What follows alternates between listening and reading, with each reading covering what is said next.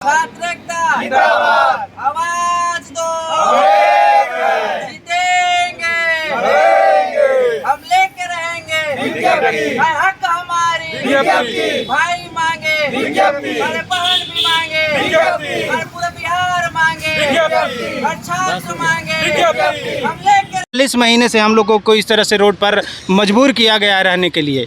और ये जो है कोई भी सरकार हो, चाहे कोई भी आए हों, यहाँ हम लोगों को साथ सभी ने छलावा किया है। हम लोगों के मजबूरियों को सबने फ़ायदा उठाया है। हम लोगों को इलेक्शन के समय में जो है लोक लुभावन भाषण देकर जो है और लिया जाता है, वोट लिया जाता है, और जब वो सांसद बन जाते हैं, जब वो एमएलए बन जाते हैं, तो हम लोगों का कोई सुध नहीं लेता है। और इसमें जो है सबसे ज़्यादा शिक्षक अभ्यर्थी जो है परेशान है। कृष्णा मेमोरियल हॉल में बांटते हैं, लेकिन गर्दनी बाग में आके बांट दीजिएगा ना तो इतने 1,30,000 अभ्यर्थियों का परिवार सुख समृद्धि से जिएगा, आपको आशीर्वाद देगा। लेकिन हम लोग को तो जैसे रोड पे निकलते हैं लाठी से बौछार कर देते हैं। मिड लोकेशन होता है वहाँ से हटा के गर्दन बाग में कचरा में कर दिया गया है। हम लोग को मच्छर काट रहा है, डेंगू भी हो जाएगा, तो स्वास्थ्य का भी मतलब उतना बेहतरीन प्रबंध नहीं है कि हम लोग ट्रीटमेंट भी हो जाएगा, मर जाएंगे हम लोग ऐसे ही। बिहार और मैं हूं आपके साथ पूजा शर्मा। सीटेट के अभ्यर्थी हैं जो लगातार 11 दिनों से अपनी मांगों को लेकर सड़कों पर बैठे हुए थे और कल भाजपा के सांसद रामकृपाल इनके यादव पहुंचे थे। क्या कुछ कहे? देखिए, जब वो रूलिंग पार्टियां थी तो उस समय भी आश्वासन मिलता था उन लोगों की तरफ से भी। आज वो अपोजिशन में है तो कल यहाँ पहुँचे थे। उन्होंने कहा कि ये जो छात्र लोग रोड पर है, आंदोलन कर रहे हैं, हम इनके साथ हैं। अब किस आधार पर वो बोल रहे हैं कि हम इनके साथ हैं, हम लोग को समझ में नहीं आ रहा है। अभी जो अपोजिशन में थी वो रूलिंग पार्टियां बन चुकी है। वो कहते थे कि हम इतना लाख नौकरियां देंगे। अब सत्ता में आने का बोल रहे थे कि हम पहला कलम चलेगा शिक्षा विभाग पर। अब कहाँ उसका कलम खो गया है बेचारे का पता नहीं। अच्छा, ये बताइए कि रामकृपाल यादव जब आप लोग के पास पहुंचे तो ऐसा तो नहीं है ना कि आप लोग सिर्फ इसी साल से आप लोग अपने मांगों को लेकर बैठे हुए हैं? कब से बैठे हुए हैं? 3.5-4 साल से हम लोग बैठे हुए हैं। तब तो उनकी रूलिंग पार्टी थी ना? हाँ, उनकी रूलिंग पार्टी। तो फिर क्यों नहीं मिला? और आज जब वो विपक्ष में अपोजिशन में है तब आप लोग को आकर क्या कुछ संभावना दे रहे हैं? देखिए, ये सीटेट बीटेट पास अभ्यर्थियों को ये लोग नेता लोग जो है राजनीतिक मोहरा बनाना चाहते हैं, चुनावी मुद्दा इसको बनाना चाहते हैं और अपना चेहरा चमकाना चाहते हैं। ये जीत कर जाते हैं हम लोगों के वोट से, और जब पार्लियामेंट पहुंचते हैं तो हम लोगों की वहाँ समस्या का समाधान करना चाहिए। लेकिन ये लोग नेता खुद समस्या बने हुए हैं, चाहे किसी भी पार्टी का नेता हो। अब हम लोगों की जो मांग है, हम लोग को रोड पर जो उतार दी हैं अभी, हम लोग को शिक्षा को कहाँ स्कूल में होना चाहिए था, लेकिन घर द्वार परिवार सब छोड़ के इस ठंड में यहाँ पड़े हुए हैं, ना खाने का ठिकाना ना रहने का ठिकाना। तो पर भी हम लोग अपने अधिकार के लिए, जो हमारा फंडामेंटल राइट है, उसके लिए हम लोग लड़ रहे हैं कि हमको अपना हक अधिकार मिलनी चाहिए। अब सरकार कब तक सुनती है देख रहे हैं, हम लोग आशा में हैं। सरकार क्या कुछ करना चाह रही है आप लोग के साथ? सरकार हम लोग के साथ मैडम अब तक जो की है वो अन्याय ही की है। अगर अन्याय नहीं करती तो अब तक हम लोगों को विज्ञप्ति दे देना चाहिए था। ये चुनावी मोहरा एक बनाया गया है हम लोगों को, और इससे ज़्यादा कुछ नहीं है। चाहे वो भाजपा का हो या वर्तमान गठबंधन का सरकार हो, अभी ये सब जो है हम लोगों को कोई सुध लेने वाला नहीं है। और ये जो है हम लोगों के साथ साथ ये है कि उन्होंने कहा था कि भाई आपको जो है एक संविधान के अधिकार आपको दिया जाता है, मूल अधिकार दिया जाता है कि 14 साल के बच्चों को जो है फ्री शिक्षा दिया जाएगा, सरकार की तरफ से दिया जाएगा। लेकिन उन मौलिक अधिकारों का भी हनन किया जा रहा है। और साथ में हम पढ़े लिखे युवाओं को जो है 42 महीने से, मैडम 1-2 दिन की बात नहीं है, 42 महीने से हम लोगों को इस तरह से रोड पर मजबूर किया गया है रहने के लिए। और ये जो है कोई भी सरकार हो, चाहे कोई भी आए हों, यहाँ हम लोगों को साथ सभी ने छलावा किया है। हम लोगों के मजबूरियों को सबने फ़ायदा उठाया है। हम लोगों को इलेक्शन के समय में जो है लोक लुभावन भाषण देकर जो है और लिया जाता है, वोट लिया जाता है, और जब वो सांसद बन जाते हैं, जब वो एमएलए बन जाते हैं, तो हम लोगों का कोई सुध नहीं लेता है। और इसमें जो है सबसे ज़्यादा शिक्षक अभ्यर्थी जो है परेशान है। अच्छा, ये बताइए कि आपकी उम्र कितनी हुई है? 37 साल है मैडम। 37 साल जी। तो क्या लगता है कि सरकार कब तक सुनेगी आपकी मांगों? ये तो नहीं बता सकते हैं, क्योंकि ये सुनने वाली ऐसे सरकार नहीं है। मुझे लगता है ये सुनने वाली नहीं है। हम लोगों को इलेक्शन के कारण ये बलि देना चाहती है। कुछ कहता है कि हम जो चले जाएंगे लोकसभा में जीत जाएंगे, कोई कहता है हम विधानसभा में जीत के ये बनेंगे, लेकिन जो है हम लोगों को कोई सुध ही लेने वाला नहीं है मैडम। लगता नहीं है कि निकट भविष्य में हम लोगों के साथ न्याय मिल पाएगा, चाहे किसी की भी सरकार हो। तो फिर आप लोग क्या कीजिएगा? हम लोग जो है अपनी न्याय अगर नहीं मिलता है तो, क्योंकि जैसा कि आप कह रहे हैं कि आप उम्मीद हार चुके हैं। उम्मीद हार चुके हैं मैडम। अभी देख रहे हैं कि अगर जो है बाकी समय में अगर कुछ मिल जाता है तो ठीक है, नहीं मिलता है तो हम लोग जो है, हम लोगों ने जो सोच के रखा है दूसरा विकल्प पर, उस पर हम लोग सोचेंगे। और ये विकल्प हम लोगों की जो है अभी आपको नहीं बता सकते। आखिर कब तक अपनी हक के लिए भीख मांगते रहिएगा? मैम, हम यही कहेंगे कि जब तक हमारी मांगें पूरी नहीं हो जाती है तब तक हम अपने हक के लिए लड़ते रहेंगे। ऐसे ही सड़कों पर बैठिएगा? हाँ, क्यों नहीं, ये हमारा संवैधानिक अधिकार है। हम लोग इससे ज़्यादा और उग्र हो तो नहीं सकते हैं, क्योंकि हम लोग भविष्य में शिक्षक बनने वाले हैं। तो हम लोग यूं ही शांतिपूर्ण आंदोलन करते हुए सरकार को बताना चाहते हैं, क्योंकि आने वाले समय में 24 और 25 में चुनाव है। हम लोग अपना ताकत चुनाव के समय दिखाएंगे। चुनाव के समय बता दीजिएगा। जी मैम। कल रामकृपाल यादव पहुंचे थे, क्या कुछ कहा उन्होंने? उन्होंने कहा कि ये आप लोग जो बैठे हुए अन्याय हो रहा है। तो मैंने पूछा, सर हमारी आंदोलन आपको पता होना चाहिए 3.5 सालों से हो रही है, तो आप तभी सत्ता पक्ष में थे। तो हमको रामकृपाल यादव जी हमको बताए कि देखिए, हम उस समय गठबंधन में थे, लेकिन जो मुखिया जो होते हैं ना, वो मुख्यमंत्री थे, और शिक्षा का जो शिक्षा मंत्रालय जो था वो जदयू के पास था। तो हम बोले सर, तो ऐसा तो गठबंधन कैसा गठबंधन है? जब आपके गठबंधन में रहते हुए आपका मंत्रालय आपसे निपट नहीं रहा है, संभल नहीं रहा है, तो गठबंधन उस समय तोड़ देते। जैसे आज बोल रहे हैं कि चले गए, दूसरे के साथ गठबंधन कर लिए। कल तक वो ठीक आदमी थे मुख्यमंत्री जी, आज वो गलत हो गए।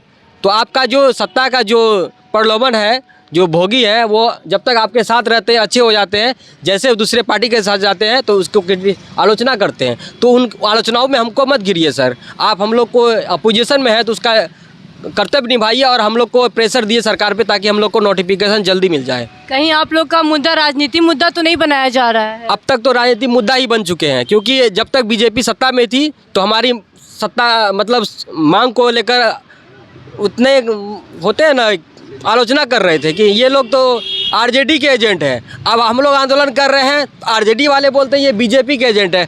मतलब हम लोग टीचर अभ्यर्थी नहीं है। सीटेट जो क्वालिफाइड हो जाता है बिहार में खास करके, वो या तो भाजपा के या तो बीजेपी के एजेंट हो जाते हैं, टीचर नहीं बन सकते हैं। ये चीज़ हो चुका है।